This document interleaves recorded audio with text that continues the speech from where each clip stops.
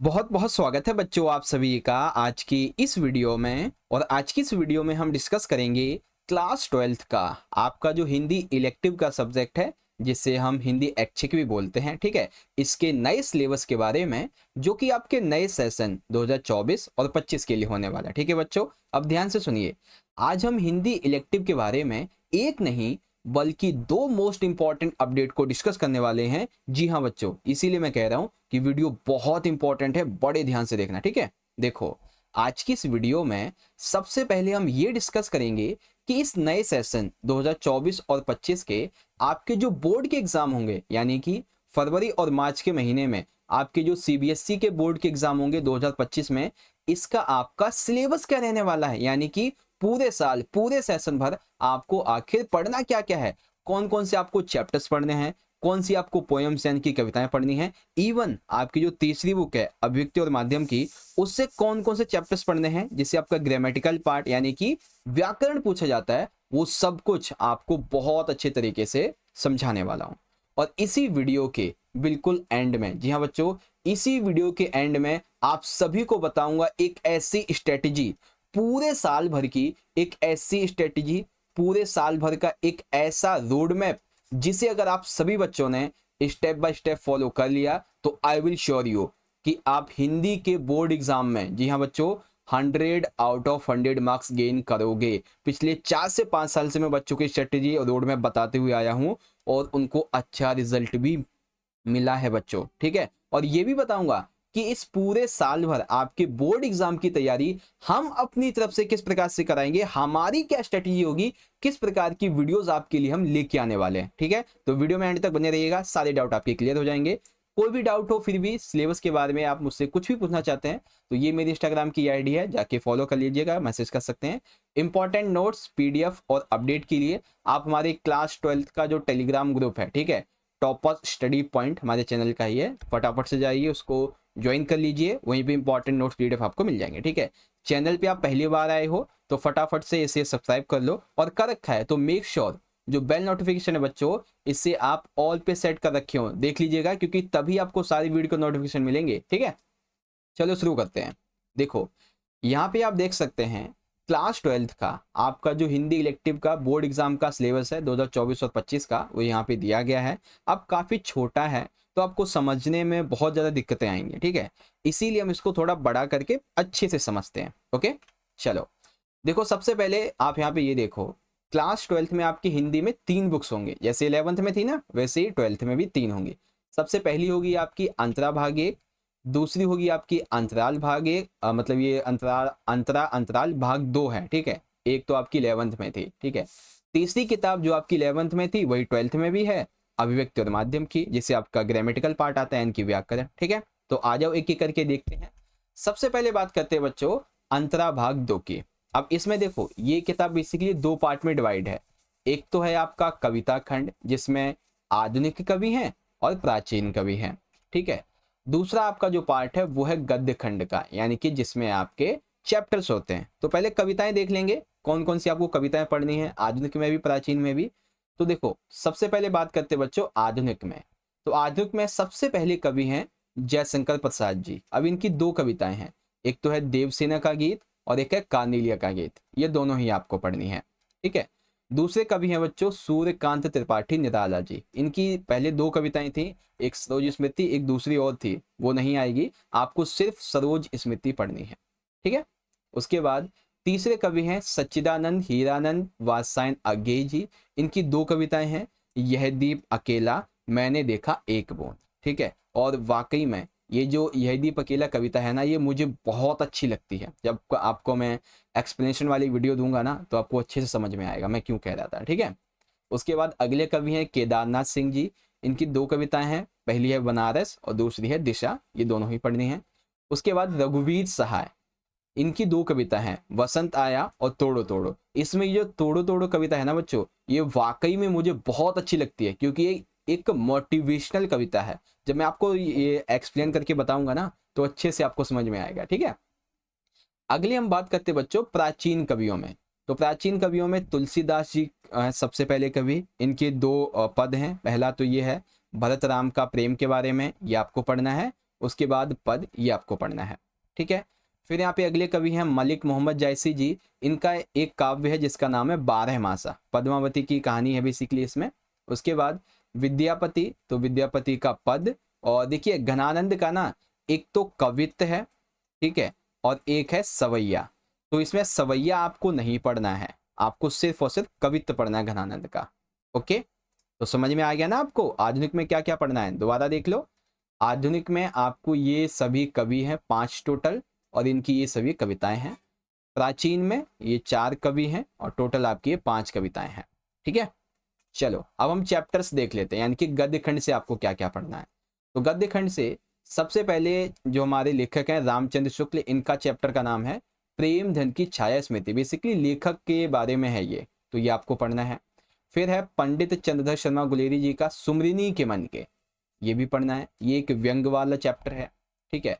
फिर फणीश्वर नाथ रेणु का है संवदिया, जैसे आज के टाइम पे डाकिया होता है ना, वैसे पहले के टाइम पे संवदिया होते थे, तो ये उसकी कहानी है। फिर भीष्म साहनी का है गांधी नेहरू यासिर अराफत, इससे आपको थोड़ा पॉलिटिकल व्यू भी मिलेगा। ठीक है। फिर असगर वजाहत जी का बेसिकली इनके ना 4 पार्ट हैं, शेर, पहचान, 4 हाथ और साझा, ये चारों पढ़ने हैं। फिर निर्मल वर्मा जी का है जहाँ कोई वापसी नहीं, ये एक व्यंग्य है पॉलिटिकल्स जो लीडर्स होते हैं उनके ऊपर। ठीक है। फिर है यहाँ पे ममता कालिया दूसरा देवदास, जैसा कि चैप्टर से पता चलता है दूसरा देवदास यानी कि प्रेम कहानी दी गई है इसमें, संभव और पारव की, बहुत अच्छी कहानी है। उसके बाद हजारी प्रसाद द्विवेदी जी के चैप्टर का नाम है कुटज, और ये कुटज वाकई में बहुत मोटिवेशनल चैप्टर है बच्चों। जब मैं आपको चैप्टर्स की, पोएम्स की एक्सप्लेनेशन वाली वीडियो दूंगा ना, तब आपको अच्छे से समझ में आएगा। ठीक है, चलो तो ये हो गया आपका गद्य खंड, एक बार दोबारा से देख लीजिए। आपको टोटल ये 8 चैप्टर्स पढ़ने हैं आपके फाइनल के एग्जाम के लिए। ओके, चलो अब बात करते हैं बच्चों, एक बार यहाँ पे देखो, आपकी जो अंतरा भाग 2 है ना, इसमें कौन कौन सा आपको नहीं पढ़ना है, क्योंकि अभी बहुत सारे बच्चे होंगे जिनके पास में अभी ओल्ड बुक्स हो सकती हैं। ठीक है, क्योंकि नई बुक्स में तो जो दे रखा है सारा पढ़ना है, जो ओल्ड बुक्स होंगी ना उसमें सूर्यकांत त्रिपाठी निराला का गीत गाने दो मुझे नहीं पढ़ना है आपको, विष्णु खरे का एक काम सत्य ये नहीं पढ़ना है, केशवदास का रामचंद्रिका, घनानंद का सवैया नहीं पढ़ना है, ब्रजमोहन व्यास का कच्चा चिट्ठा और रामविलास वर्मा का यथार्थ में दोस्ते विश्वम।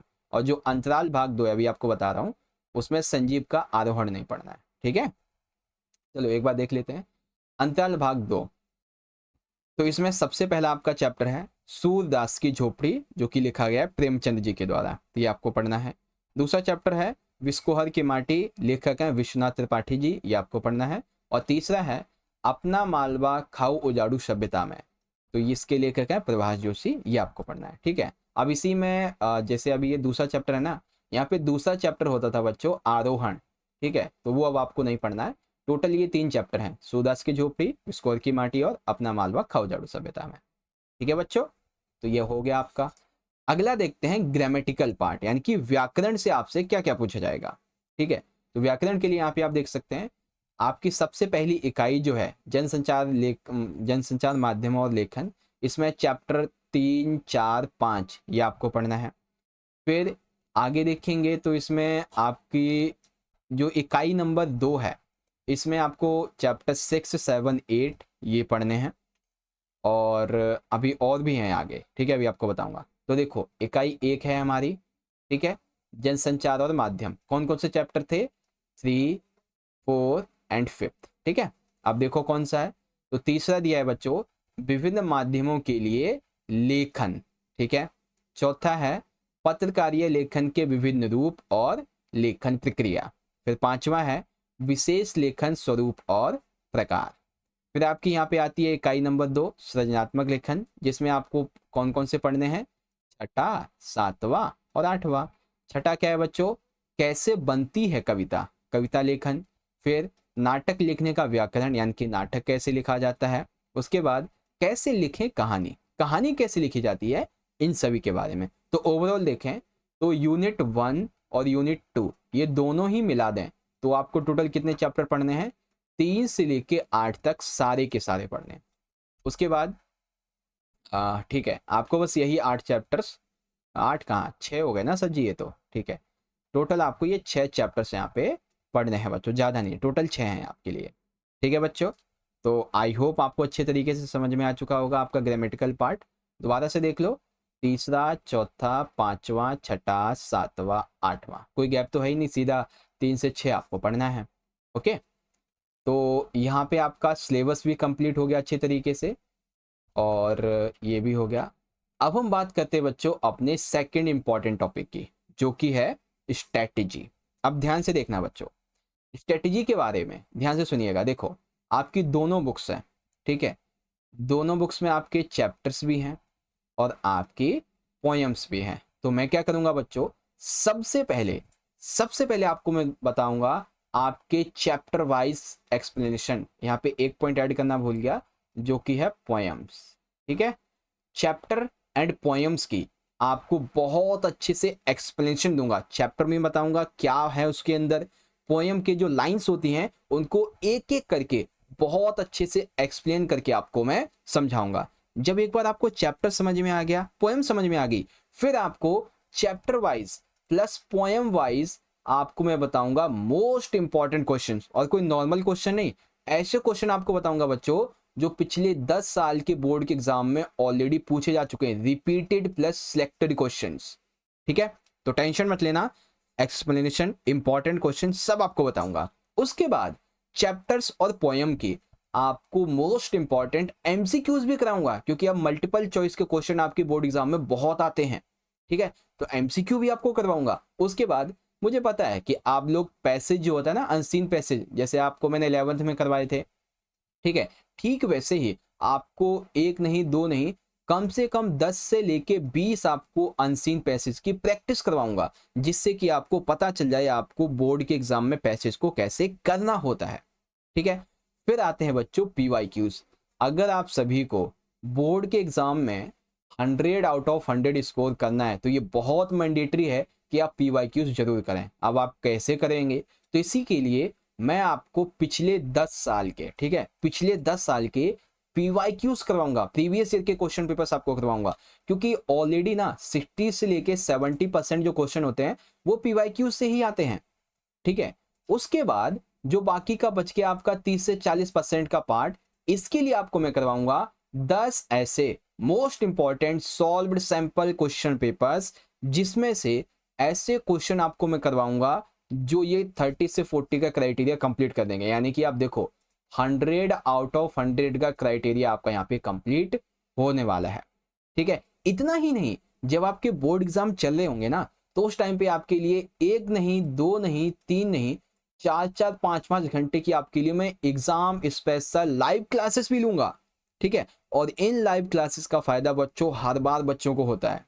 ठीक है, उसके बाद ग्रामेटिकल के ऑल टॉपिक्स, यानी कि जो आपके 6 चैप्टर्स थे ना अभी हमने देखे थे वित्तीय माध्यम के, उन सभी को बहुत अच्छे से एक्सप्लेन करके विद एग्जाम्पल आपको अच्छे से समझाऊंगा। ठीक है, तो मेरी तरफ से तो तैयारी पूरी डन है बच्चों, आप सभी के लिए स्ट्रेटेजी तैयार है, रोड मैप तैयार है पूरा, इन सारे टॉपिक्स को अच्छे से आपको करवाऊंगा।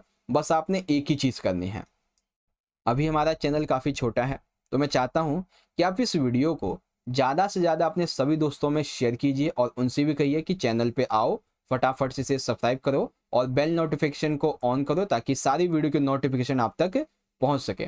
ठीक है, लाइक करो, अपने दोस्तों में ज़्यादा से ज़्यादा इसको शेयर कीजिए। और हाँ, सभी बच्चे कमेंट में मुझे एक बार ज़रूर बताना कि ये जो मेरी स्ट्रेटजी है कैसी लगी आपको, क्या इसमें कुछ और इम्प्लीमेंटेशन करना चाहिए, ठीक है, या फिर आप कुछ और ऐड ऑन करवाना चाहते हैं, तो फटाफट से कमेंट में बताइएगा। बाकी वीडियो अच्छी लगे तो लाइक करें, शेयर करें, और हमारे टेलीग्राम ग्रुप को फटाफट से सारे बच्चे ज्वाइन कर लो। ठीक है, मिलते हैं बच्चों अगली वीडियो में, तब तक के लिए आप सभी पढ़ते रहिए और अपना ख्याल रखिएगा। बहुत बहुत धन्यवाद।